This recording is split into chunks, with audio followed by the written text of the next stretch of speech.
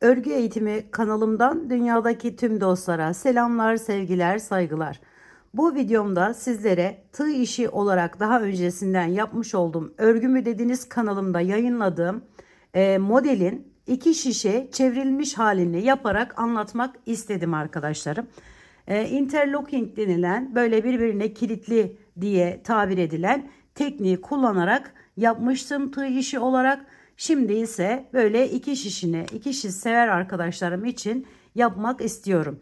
Ayrıca tığ işi seviyorsanız örgü mü dediniz kanalımda bu güzel modelin yapım videosu bulunuyor arkadaşlarım. Onu da söylemeden geçmeyelim. Şimdi modelimi yaparken şöyle Alize'nin Artisan isimli biri batik biri düz olan iplerini kullanarak yaptım. Kullandığım şişlerim 3 milimdi arkadaşlar. Şöyle göstereyim. Şimdi ise Alize Cotton Gold biraz daha kalın olsun ve daha net anlaşılsın diye onları kullanacağım. Ve şişler olarak da 3,5 milim biraz kalın olduğu için şişler kullanacağım arkadaşlar. Şimdi ne yapacaksak bu ortadaki yerlerimiz 12 tane ilmeğe ihtiyacımız olacak arkadaşlarım. Burada şurada 10 tane var. 2 de buralarında var. Dolayısıyla 12 12 12 şeklinde devam ediyor. Ben ilmekleri bu şekilde topluyorum arkadaşlarım. Şöyle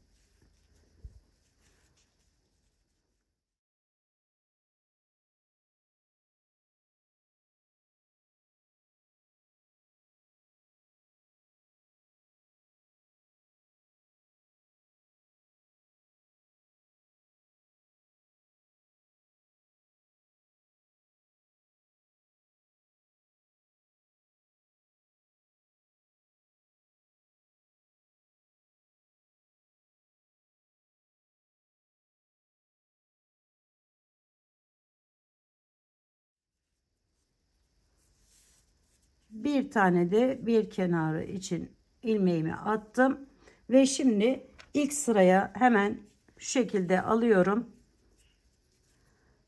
Şöyle arkadaşlar kenar ilmeğini aldım. Bu öne gelen iki ilmeği düzden örüyorum, yani tersten örüyorum. İpim ön tarafta şöyle iki tane düz ilmek ördüm. Sonra 10 tane buraya arkadan yani düz olarak örüyorum.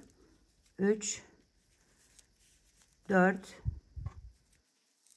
5 6 7 8 9 ve 10. 10 tane düz olarak ördükten sonra 2 tane yine buraya tersten, yani ipim önde bir şekilde örüyorum. Sonra yine 10 tane düz olarak örüyorum.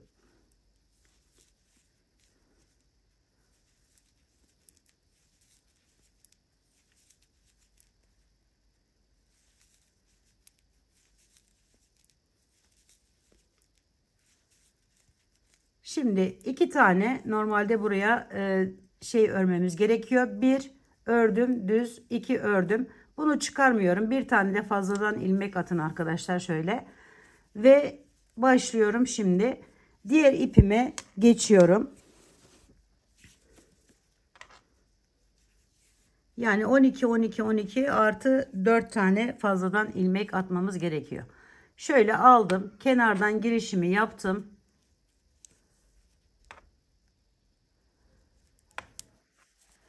Şimdi arkadaşlar bunu çıkartıyorum, bu kenar ilmeğim. Hemen yanına gelen iki ilmeği, bu düz olarak ördüğümüz iki ilmeği ise şöyle atlıyorum buradan. Bu ipimi şu şekilde diğerine bağlayayım.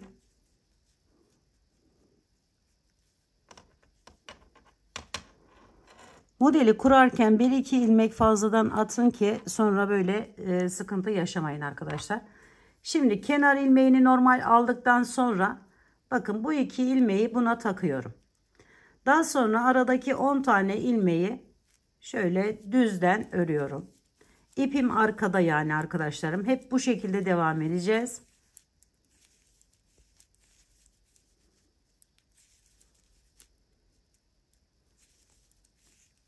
Evet.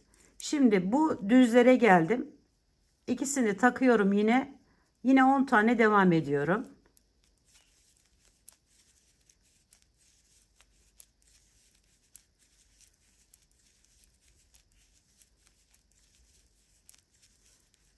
Sonra bu ikisini takıyorum. Bu şekilde bu ipi bu tarafta geçiriyorum.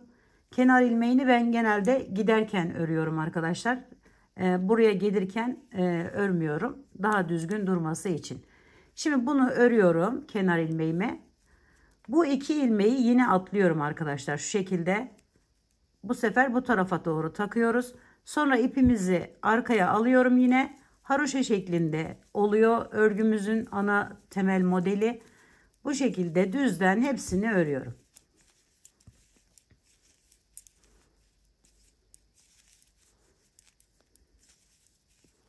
Yine ikiyi aktardım diğer şişime örmeden.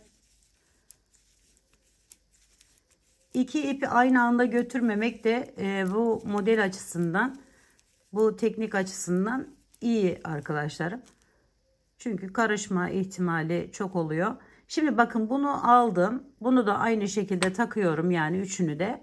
Ve diğer ipime geçiyorum. Bu ipimi şöyle yapıp bu tarafa doğru, hani kenarda kalmasını sağlamak amaçlı bu şekilde yapıyorum. Şimdi bu ipimi aldım. Kenar ilmeğini ördüm. Bütün ilmekleri düzden bu şekilde devam edip örüyorum arkadaşlar. Hepsini hiçbir şey yapmadan, sayıda olmadan bu şekilde düzden örüyorum.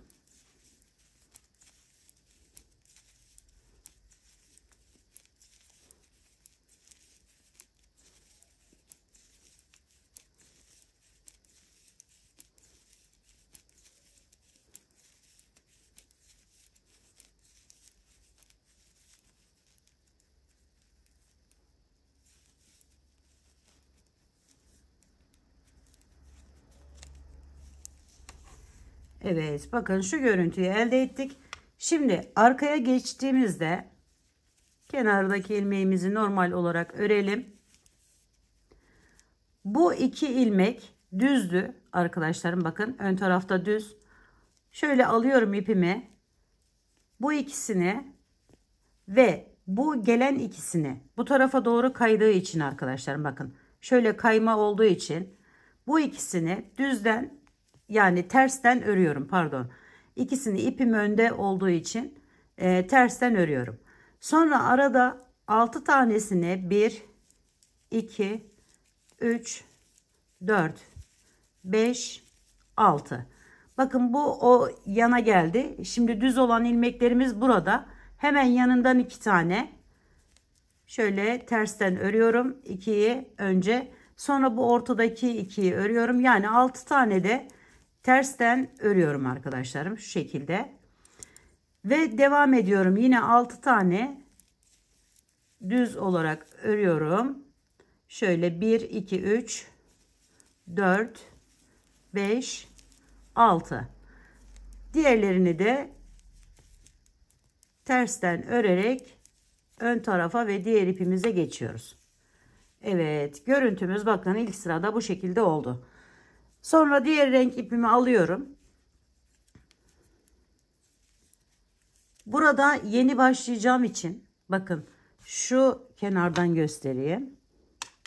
Şöyle biraz da yakınlaştırayım. Yeni başlayacağım için ve orta olduğu için bu önüme gelen 2 tane kırmızı düz olan rengimi normal şöyle arkadan tersten örüyorum. Sonra bu ikisini takıyorum arkadaşlar. Arada 1 2 3 4 5 6. 6 tanesini düzden ördüm. Sonra bu ikiyi takıyorum. Şöyle örmeden. Bu orta iki, ilk başladığımız ikiyi ise normal örüyorum onu. Yine aynı şekilde. Ve bu ikiyi yine takıyorum arkadaşlarım şu şekilde. Yine araya 6 tane örerek devam ediyorum. 1, 2, 3, 4, 5, 6. Sonra bu ikiyi takıyorum. İpimizi arkada bırakacağız. Ve bu ikiyi de örüyorum normal bir şekilde. Arkasını da aynı şekilde atladıklarımızı atlayacağız. Diğerlerini ipimiz ön arkada şu şekilde düzden örüyoruz. İkisini takıyorum. İpimi öne geçiriyorum ve yani arkaya geçiriyorum. 6 tane de düzden örüyorum. İpimi öne alıp ikisini takıyorum. Sonra tekrar arkaya alıp 6 tane düzü örüyorum.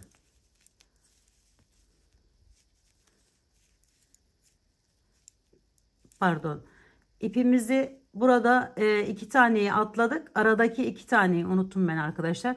2 tanesini ördüm. Sonra bu ikiyi takıyorum. Bu şekilde ve yine 6 tane ile devam ediyorum.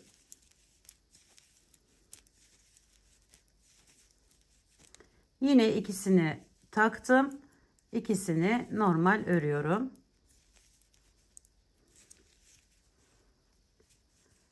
Bakın şöyle bir görüntü elde ettik. Şimdi bunları açacağız ve bu ortayı kapatacağız arkadaşlar. Aynı zamanda bir yerde bu aradan açmış oluyoruz. Bir yeri kapatırken bir tarafı da açacağız arkadaşlar. Şöyle aldım, ördüm. Bu ikiyi yine normal örüyorum. Bu ipimizin bu sırasında bütün ilmeklerimizi ipimiz arkada düzden örüyoruz arkadaşlar. Tek dikkat etmemiz gereken yer arka tarafta bu renk ipimizi yani zemin ipimizi kullandığımız ipimizi sadece 4 tane veya 6 tane böyle düz veya ters örme şekli, başka da herhangi bir şeyi yok arkadaşlar. Bakın hepsini böyle düzden örüyorum.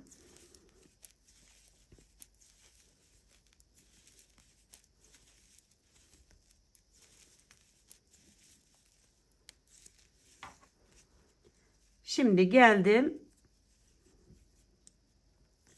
Burada yine bu iki ilmeğimi yine bakın böyle düzden normal bir şekilde ördüm. Gelen iki ilmeğim ters zaten. Şöyle öne alıyorum ipimi. 1 2. 2 de kaydırma yapacağım için 4 tane buraya bu şekilde örüyorum. Arada 2 ilmeğim kalıyor arkadaşlar. 2 ilmeğimi şöyle ipimi arkaya alarak düzden örüyorum. Sonra ipimi öne getirip 4 tane yine tersten örüyorum arkadaşlar. Tek dikkat etmemiz gereken yer burası. Yani arka tarafta bu renk ipimizi bu şekilde düz veya ters örmek. Şöyle 2 3 4. Aradaki 2'yi 1 2 düzden ördüm. Sonra 4 tane yine 2 3 4. Sonra da bu kenardakileri normal bir şekilde örüyoruz ve diğer rengimize geçiyoruz.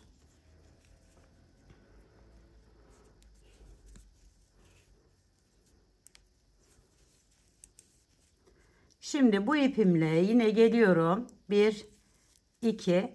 Bakın bu sırayı tamamladığım için bunları da şu şekilde örüyorum. Buradaki kenar olduğu için 4'e çıkıyor.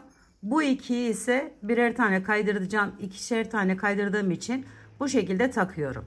Aradaki ikiyi ise şöyle düzden örüyorum. Diğer ikiyi takıyorum. Bu aradaki 6 taneyi örüyorum. 2 3 4 5 6. Bakın şöyle. Sonra bu ikiyi takıyoruz yine. Buraya 2 tane normal örüyorum. Bu ikiyi yine takıyorum. Diğerlerini de 4 tane kalıyor zaten. Onları da normal ördüm arkadan. Şöyle. Şimdi geçelim diğer tarafa. Aynısını tekrarlayacağız burada da.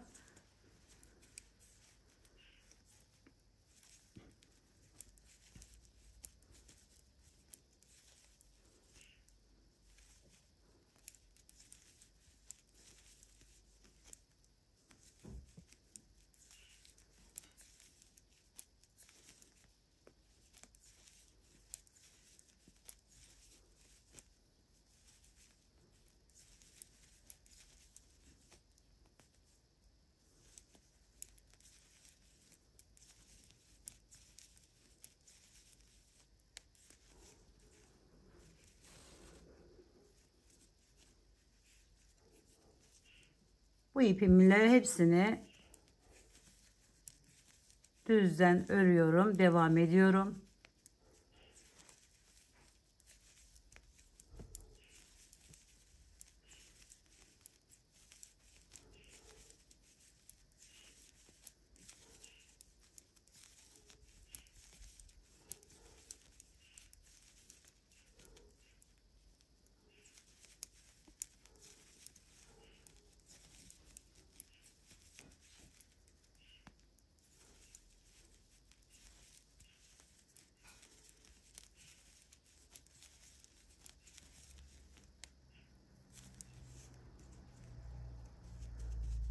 Bakın bir tane yerimiz kaldı. Şimdi burada yine bu kenardan devam ediyorum. Burada 1, 2, 3, 4. Şimdi bu aradaki 6'yı şöyle ipimizi öne alarak tersten örüyoruz.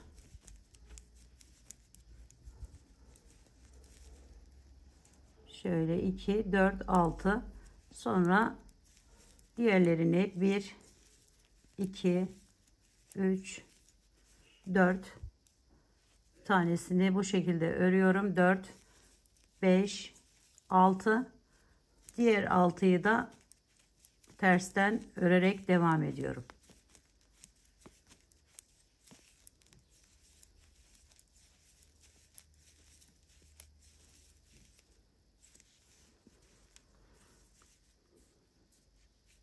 Şimdi diğer ipimize geçelim hemen.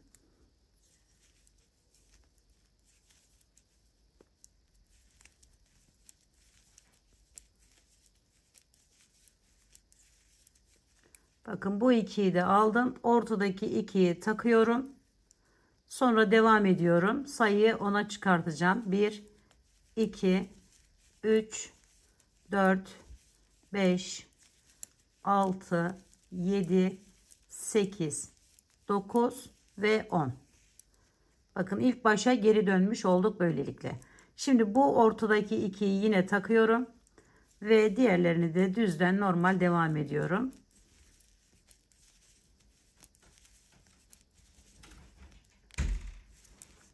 Arka sırada aynı şekilde taktıklarımızı yine takacağız ve diğerlerini düzden örüp devam edeceğiz.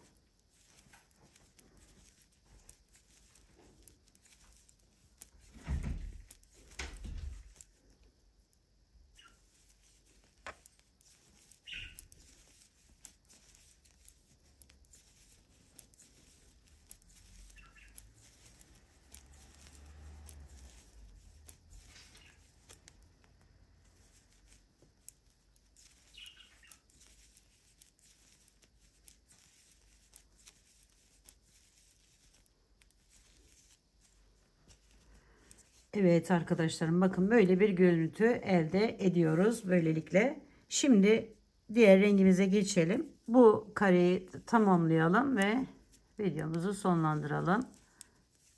Şöyle hepsini yine düzden örüyorum.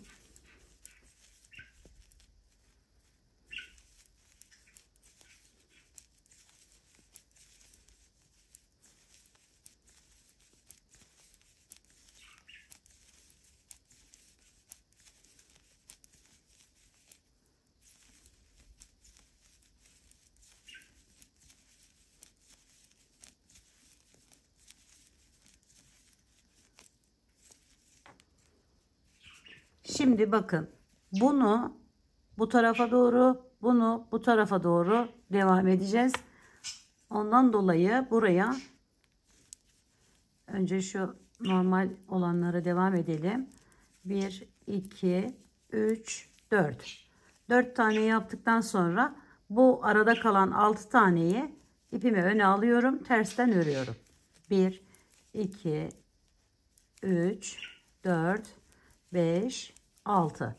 Diğer 6'yı yine şu şekilde yaparak 1, 2, 3, 4, 5, 6. Bakın tam ortaya geldik. 2 tane bu tarafta var.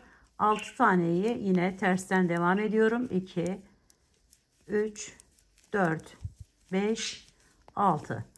Diğerlerini normal düzden örerek devam ediyorum.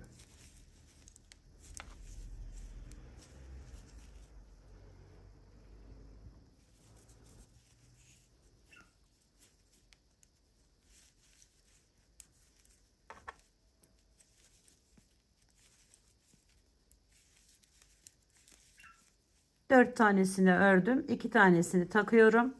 Yeni bir yer başlıyorum. Bakın buraya. 1, 2 tanesini bu şekilde düzden ördüm. 2 tanesini yine takıyorum. Araya 4 tane yine 6 tane 2, 3, 4, 5, 6 tanesini düzden ördüm. Sonra bu ikiyi takıp buraya yeni bir yer başlıyorum arkadaşlar. 1, 2.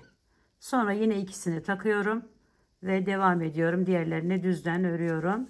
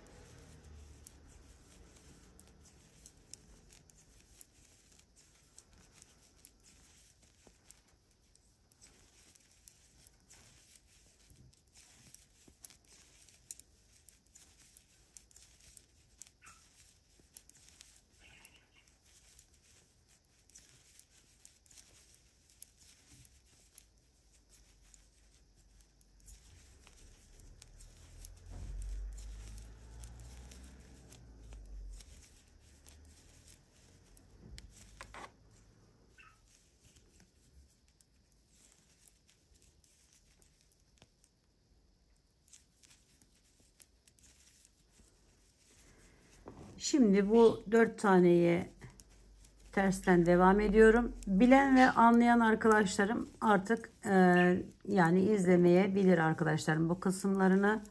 2 tanesini yine düzden ördüm. Daha sonra 4 tane yine tersten örerek devam ediyorum. 1, 2 düzden ördüm. Sonra 1, 2, 3, 4. Araya 1, 2 düz ördüm ve 4 tane tersten örüyorum. 2, 3 ve 4. Sonra 2 tane yine düzden ördüm ve takıyorum. Bu şekilde diğer rengime geçiyorum arkadaşlarım.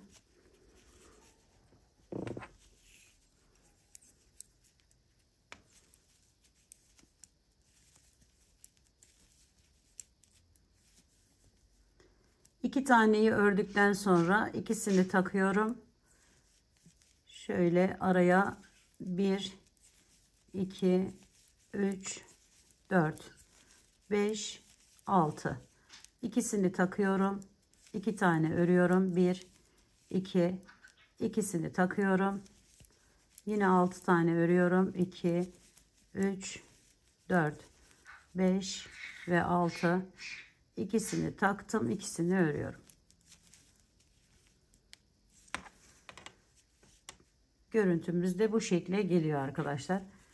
Şimdi hemen çevirip diğer tarafta da aynı şekilde devam ediyorum.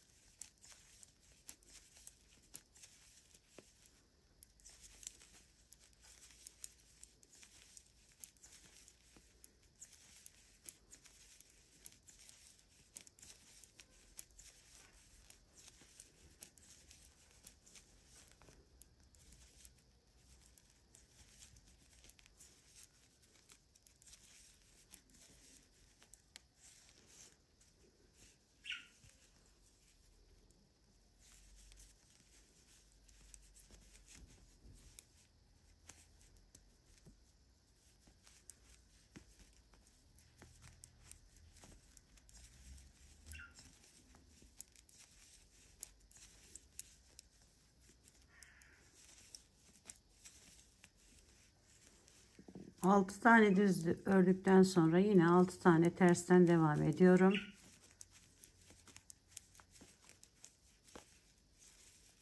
Yine 6 düz.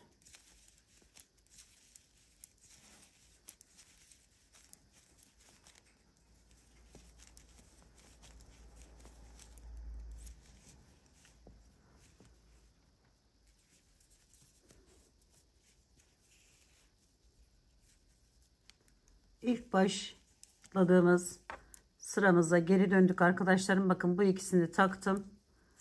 10 tane düz olarak devam ediyorum. 2 3 4 5 6 7 8 şöyle 9 ve 10. İkisini takıyorum. Tekrar 10 tane düzden devam ediyorum.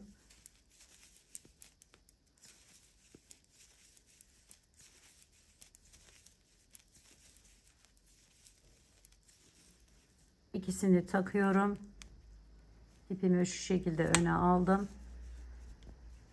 Arka sırada da aynı şekilde yapıp devam ediyoruz ve böyle bir güzellik ortaya çıkartmış oluyoruz arkadaşlarım. Evet, bakın bu renkle de böyle durdu. Bu da batik bir renk. Bu ipin numarası da arkadaşlarım hemen şöyle söyleyeyim size, 90-12. Eğer isterseniz yani yapmayı, 90-12 arkadaşlar, renk batik olan ipimiz.